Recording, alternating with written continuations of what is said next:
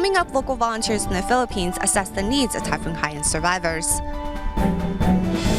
We celebrate the life of Sister Jingci, one of the original 30 housewives to follow Master Cheng Yen. Welcome to DaAi Headlines. I'm Mary Lee. Thank you for joining us. In the 9 months that have passed since Typhoon Haiyan struck the Philippines, Tzu Chi volunteers have not forgotten the survivors. One of Tzu Chi's rebuilding projects currently in the works is providing a total of 3,000 prefabricated homes for displaced residents, many whom are currently living in government shelters. Currently, volunteers from Tacloban and Manila started conducting home visitations in Palo to prepare for the building process to come. Before volunteers head out, each team receives a list of who they need to see on this home visitation. Tzu Chi volunteers depart from Tacloban City and travel to Palo to visit 253 households affected by last November's Typhoon Haiyan, all of whom are now staying in temporary government housing, which are wooden bunkhouses built by the local government 1 month after the disaster. Though it's a shelter from the elements, residents voice their concerns about the condition of the government housing. 5 people occupy a space of less than 9 square meters, while bathrooms and kitchens are shared. In contrast, Tzu Chi prefab homes are sturdy against the wind and rain and well ventilated. There are also 2 different sizes to accommodate households of different numbers. During the dry season, the house is too hot. While during the rainy season, it often floods and there are many mosquitoes. Honestly, these temporary shelters are not comfortable to live in. When I heard that Tzu Chi was going to build us a house, I was ecstatic. Our place is hot and too small. Iluminado Labordo lost his eldest son during Haiyan. His wife, a stroke patient, was extremely moved when she found out they would soon be able to move into a new home. Although I have yet to see the new house, I'm already really grateful for all things Tzu Chi volunteers have done for us. And then there are those others who try to make the best of a bad situation by decorating their tiny space. It's because of sentiments like these that Tzu Chi volunteers in Taiwan continue to build prefabricated homes on behalf of those in the Philippines. Moving our camera to China, currently under construction, a milestone was reached at the new Jingci Hall in Guangdong Province, with the hall's topping out ceremony. Volunteers from around China gathered to celebrate the event. With people cheering on, the topping out ceremony at the Jingci Hall in Dongwan, Guangdong comes to completion. Representatives of various groups sign their names on the beam to mark this historical moment. We hope that the Jingci Hall's interior decorations can be completed by year-end. We will inspire bodhisattvas within all of us and together walk the path of the bodhisattvas. The construction of the Jingci Hall is in fact a 10-year-long effort made possible by Tzu Chi volunteers from all over Guangdong. On this special day, volunteers from Shenzhen and Guangzhou attended the ceremony to convey their blessings. Good intentions create blessings, while strong vows beget strength. News of the new Jingci Hall will be spread widely, and we are going to have a big enrollment of living bodhisattvas. Today we had a topping out ceremony for the first Jingci Hall in southern China. The hall should be opened before year-end, so as to purify people's heart, establish a harmonious society, and pray that there will be no more disasters in the world. Because Tzu Chi volunteers closely monitor the construction of the hall, it was completed in less than 6 months. In addition, Tzu Chi volunteers were at the scene to advocate their ideals. By providing vegetarian meals, we hope to send a message of love, and by doing so, make a more harmonious society.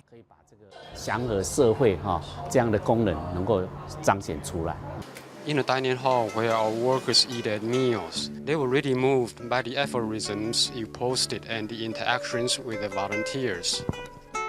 The new Jingci Hall, which occupies 2 hectares in area, will house 19 classrooms and several humanitarian exhibition areas. With the new building, Tzu Chi hopes to recruit more people to do good deeds in society. After the first wave of flood relief distributions in Myanmar's Bago region in mid-August, Tzu Chi volunteers returned once again to Bago on August 23rd to hold another distribution to benefit some 207 households at a local temple. Among the recipients was a 72-year-old grandmother who has really taken to heart Tzu Chi's spirit of the bamboo coin bank. Upon a return visit to hold a second distribution by Tzu Chi volunteers, a local mayor, Wu So-nine, also lends his assistance, as he was impressed by the first distribution a week earlier. In all the time our region has flooded, I have never once witnessed volunteers visit each affected household. It was very moving and touching. One of the flood survivors volunteers visited was 72-year-old Dati Mar. After your visit, I was extremely happy. I told my daughter Tzu Chi came to visit me and shared with me how I can help the less fortunate by donating rice or money in my bamboo bank. With Jingci aphorisms on her wall in the past 6 days, it has become a habit for the senior to donate to her bamboo coin bank. I donate to give back to society. Wanting to get to know Tzu Chi better, the former stroke patient, who is also a devoted Muslim, walked 20 minutes to the distribution venue, which is at a local temple. Besides Bago City, Wa Township was also flooded, and thus volunteers have also prepared rice, soybeans, cooking oil, and emergency cash for the victims. TIMA members have also tagged along to make sure flood survivors are in good health. In Shanghai, China, Tzu Chi volunteers recently visited nursing homes in Jiading, Yangpu, and Putuo districts, bringing warmth and love in their wake. Inspired by the volunteers' selfless dedication, some seniors even decided to start collecting plastic bottles for recycling on behalf of Tzu Chi. Group activities are aimed at getting the seniors to exercise, while some volunteers kindly offer a massage. Shanghai Tzu Chi volunteers visit senior residents at the Yiling nursing home on a monthly basis, while Senior Li has been donating plastic bottles to Tzu Chi as a token of her appreciation. I will first flatten the plastic bottles before putting them into a bag. Next, I will put the bag under my bed, because I am afraid the cleaning lady will take them away. It would be a pity if they throw the plastic bottles away. Upon seeing the arrival of the Tzu Chi volunteers, despite the pain of their illnesses, the residents at this nursing home in Yangpu district break into smiles. The seniors reminded me of my own parents. When I get old, I think I'll be very happy when someone cares for me. Meanwhile, at Putuo District Shatian Nursing Home, residents happily sing along with the volunteers.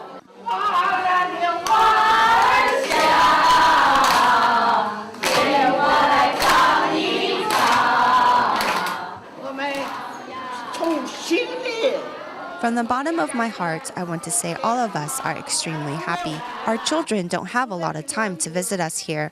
Seeing all of you makes us happy.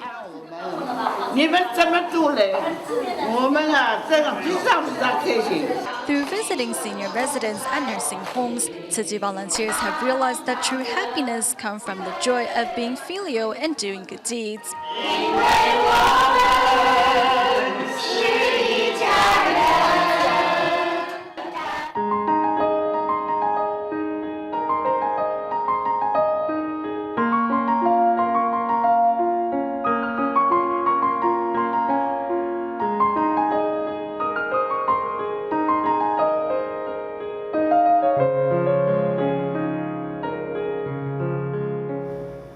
Continuing our series on helping new college grads or those seeking employment find a job, today we offer some tips on how to have a successful interview. Some of the keys are to be sincere and positive, read up on the company you are interviewing for, and finally, promote your strengths but be honest about your shortcomings. With such preparations, finding a job can be easy.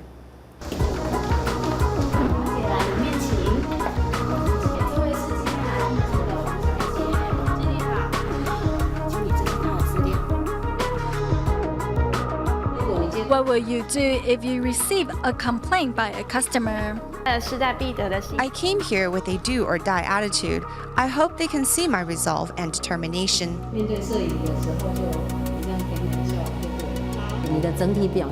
I think you perform well overall. You're polite, you have a pleasant smile and a positive attitude. To make an interview successful takes proper preparation. Ms. Hong looked up the company on the internet and practiced for the interview. I stared at the mirror to find my best look, and during the interview, I tried to keep myself relaxed. Companies like a candidate who is honest and sincere.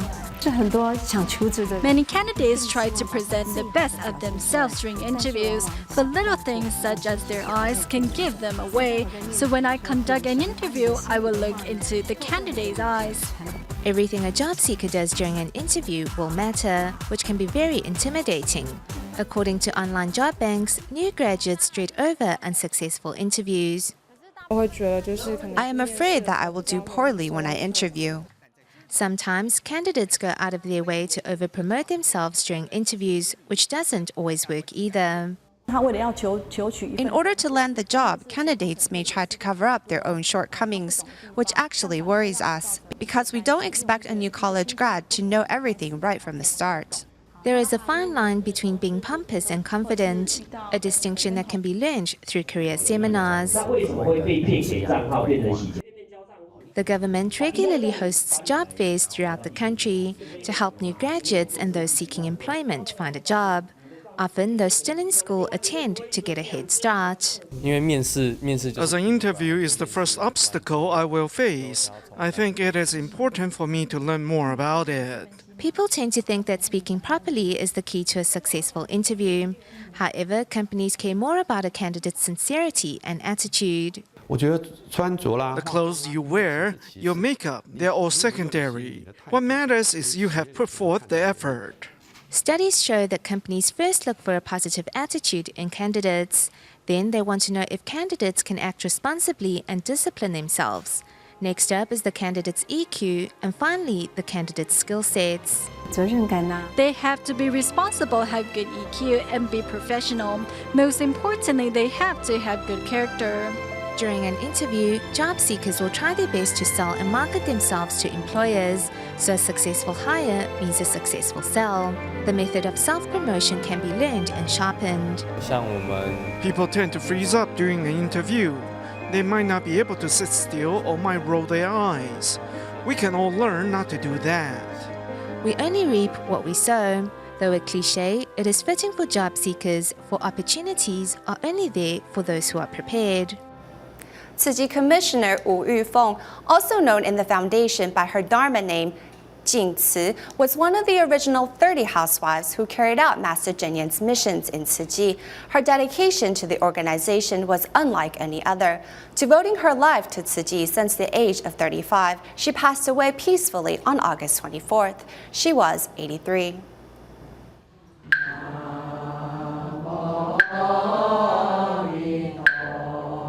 On September 2nd in Hualien, Taiwan, a memorial service was held for Tzu Chi volunteer Wu Yufeng, otherwise known by her Dharma name, Jingci.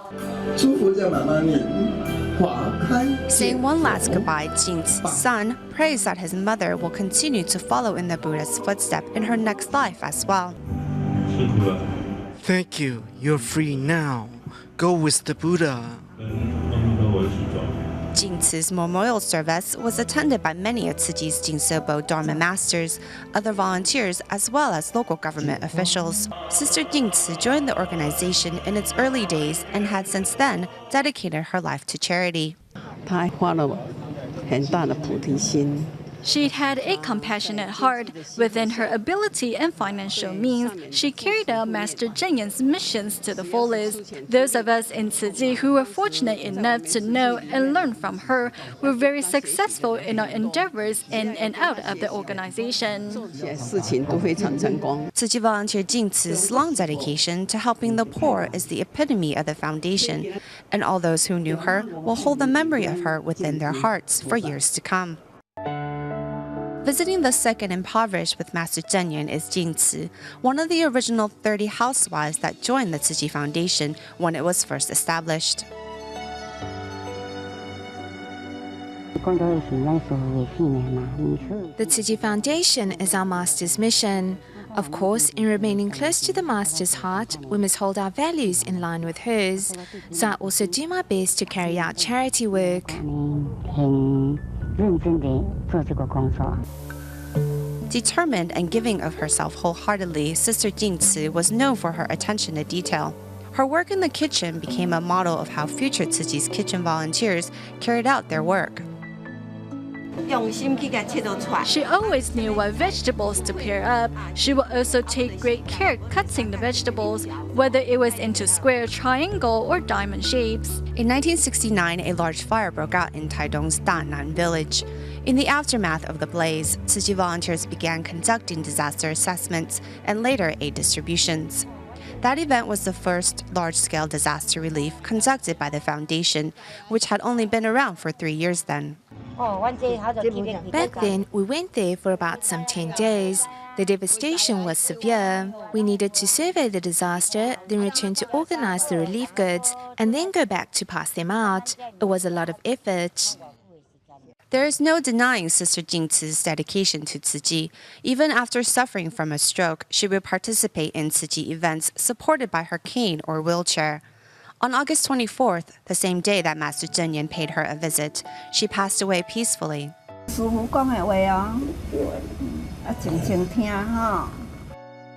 joining Jingci at the age of 35, Jingci gave selflessly to relieve the poor and the sick of their suffering. In giving of herself, she not only gained a lifetime of wisdom, but also contentment during her final days. The earth-shattering series of explosions that rocked Taiwan's Kaohsiung City turned many families' lives upside down overnight. Some lost their loved ones, while others lost their livelihood. Making the most out of their situation, 1 month after the tragic incident, Kaohsiung residents are slowly adapting to their new lives. The love and aid that has poured in from all across Taiwan have also shown these blast survivors that this is a journey they need not walk alone.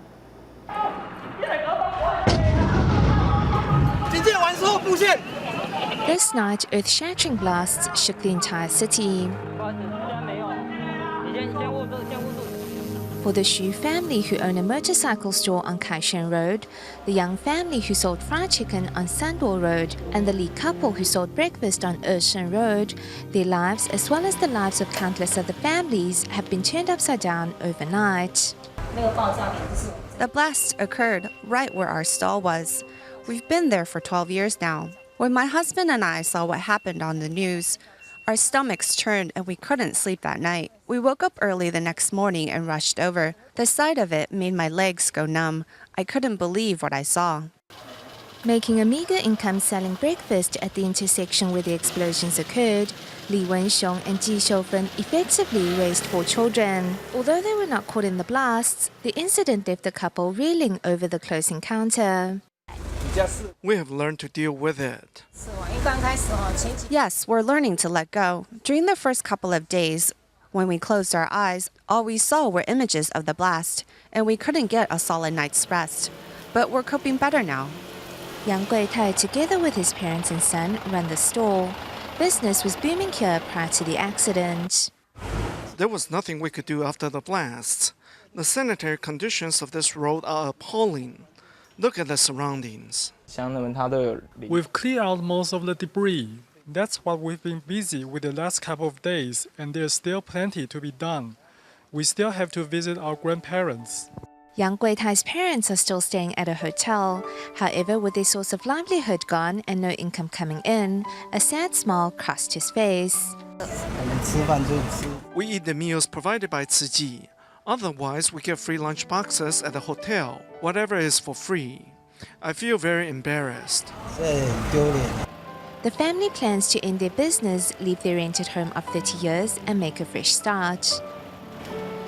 Having been through such a tragic ordeal, these residents know there is nothing more important than their family's safety. Xu Xingwen's eldest son runs a motorcycle store on Kaishan Road and happened to be standing outside when the blasts occurred. He is currently in the ICU due to the serious nature of injuries sustained in the accident. We will make plans when our son is in a more stable condition. There is no use making plans now, since we don't know how long the road repairs will take. We also don't know when our son will recover, so we're just taking it one step at a time.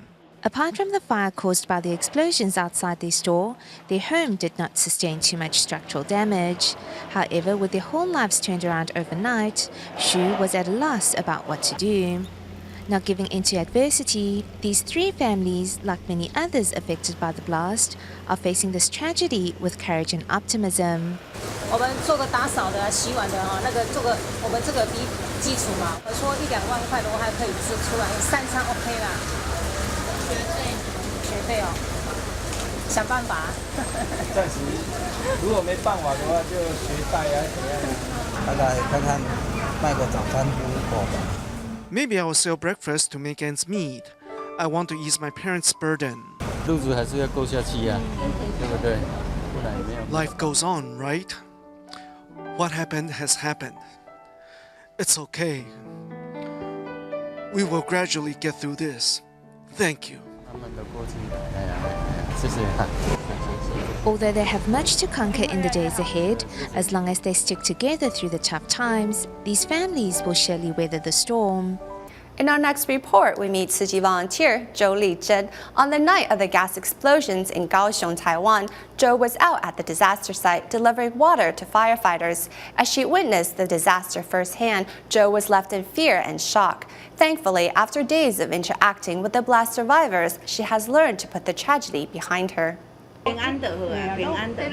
Offering words of encouragement is Tzu Chi volunteer Zhou Lizhen, who is not only tending to the frightened heart of the senior but also herself. On the date of the gas explosions in Kaohsiung, Zhou was at the disaster scene delivering water to firefighters.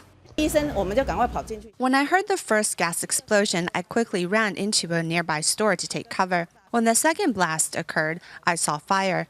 The fire shot up into the sky. At that moment, I just screamed. On the day following the tragedy, in spite of her emotional trauma, Zhou Lizhen and her fellow counterparts quickly mobilized to offer warmth and support to blast victims. Through interacting with the survivors, Zhou's own heart has slowly recovered. I know exactly how the blast survivors feel. It was so scary. More than a month has passed since the accident, and many people, including me, are finally more at ease. Although mission Anxin Fuzhu has come to an end, Zhou Lizhen continues to visit blast area to better understand the needs of underprivileged students. Despite her busy schedule, Zhou says she wants all the disaster survivors to know that Tzu Chi volunteers will always be by their side. At the end of the show, we join Canada's Tzu Chi volunteers in Vancouver and Toronto as they showcase products infused with the Foundation's conservation mission and Tzu Chi's Jingci tea ceremony at the annual Taiwan Fest in their respective venue. We will leave you with these images. Thank you for watching DaAi Headlines. Goodbye.